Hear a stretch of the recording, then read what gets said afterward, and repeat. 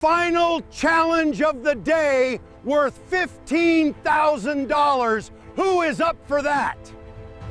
The promoter had a microphone and a check the size of a door, and for 2 days he'd waved both in front of every shooter who walked through the gate.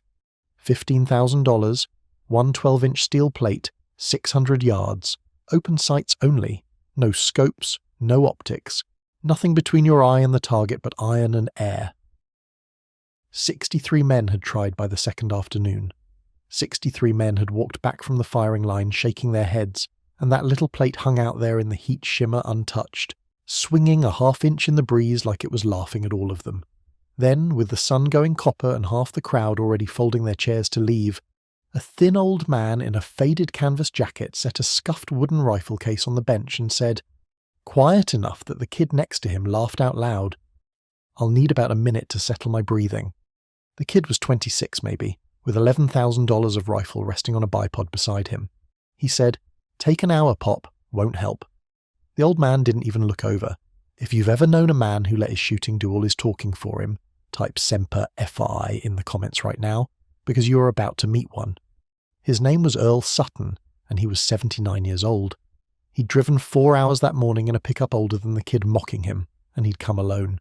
He wasn't on the competitor roster.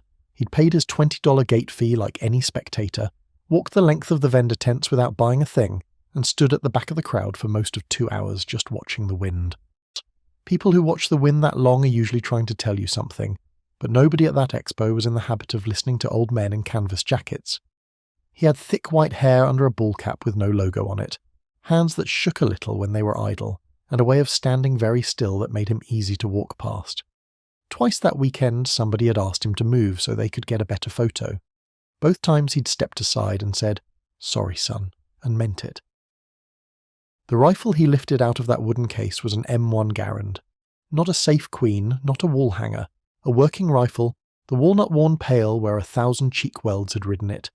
The op-rod handle polished bright by decades of thumbs. A national match build, the kind a man puts together one careful part at a time over years. It wore a rear aperture sight.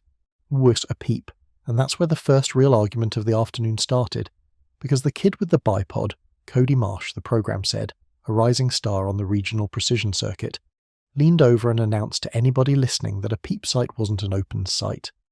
Open sights means a notch and a post, Cody said. That's a target aperture. Rules are rules.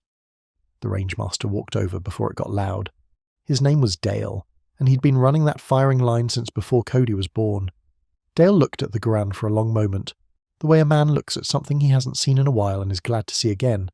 Then he said, "Rule's always been iron sights, son. No glass. That rifle's got no glass."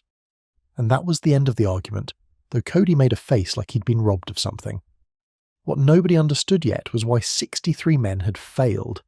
It wasn't the distance exactly. A 12-inch plate at 600 yards is a target a little under 2 minutes of angle wide. Tight, but not impossible for a good rifle on a calm day. The problem was that it had not been a calm day in 2 days.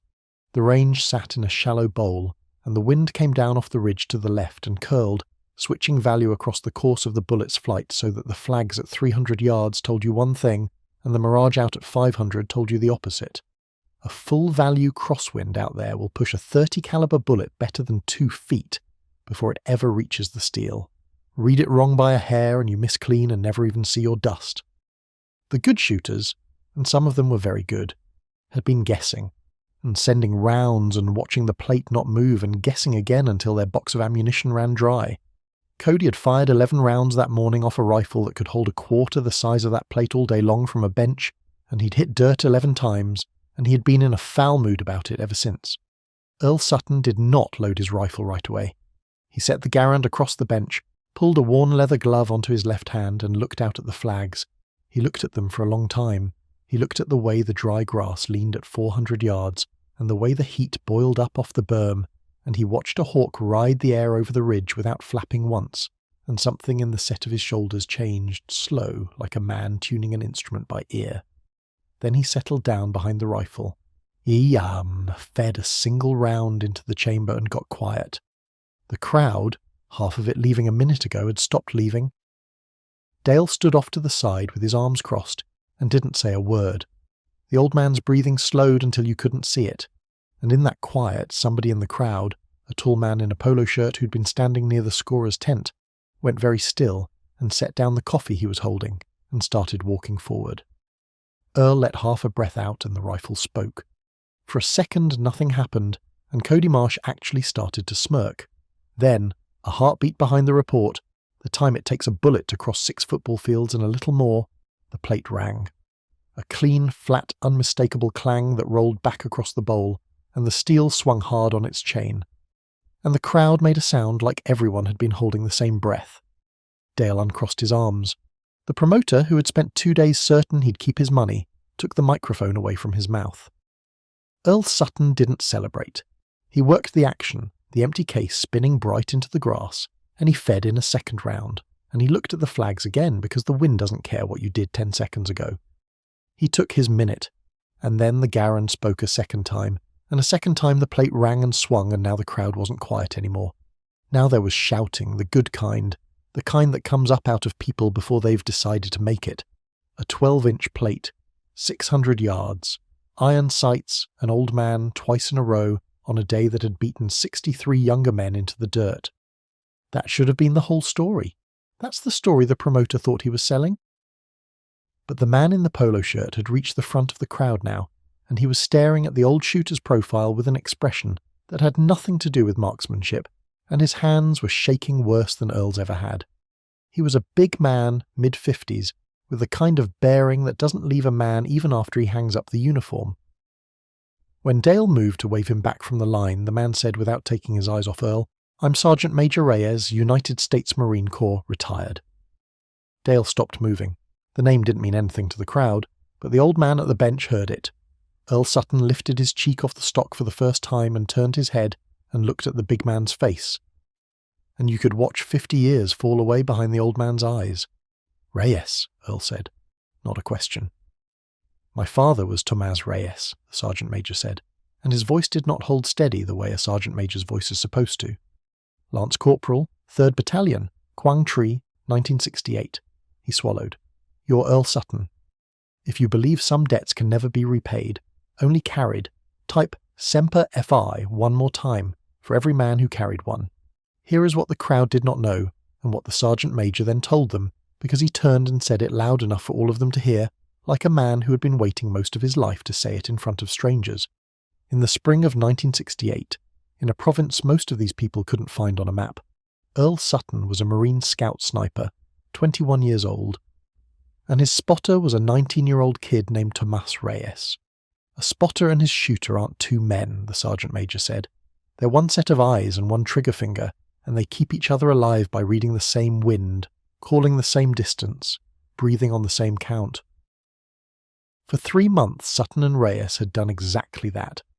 And then, on a morning when a movement that should have been quiet went loud, Tomás Reyes took a round through the hip in the open, in the middle of a dry paddy with 600 yards of flat killing ground between him and any cover worth the name.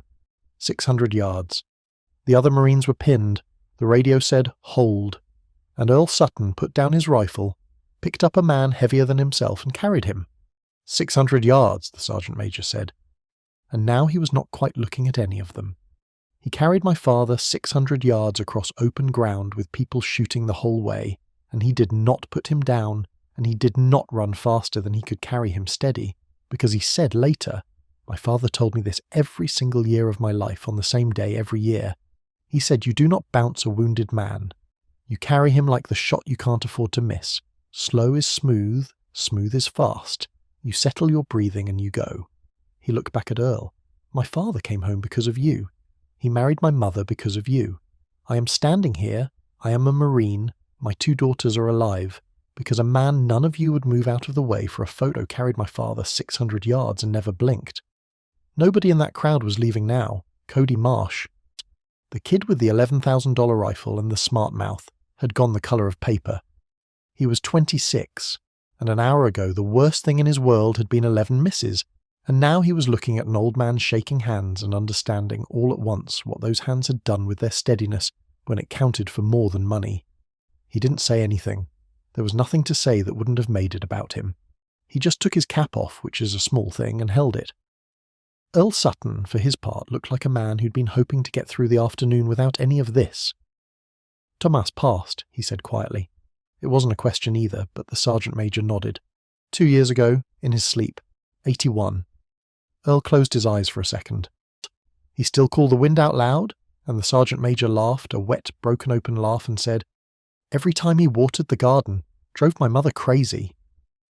And Earl Sutton smiled, the first time all day, and turned back to his rifle, because there was still one round left and a man finishes what he starts. He took his minute.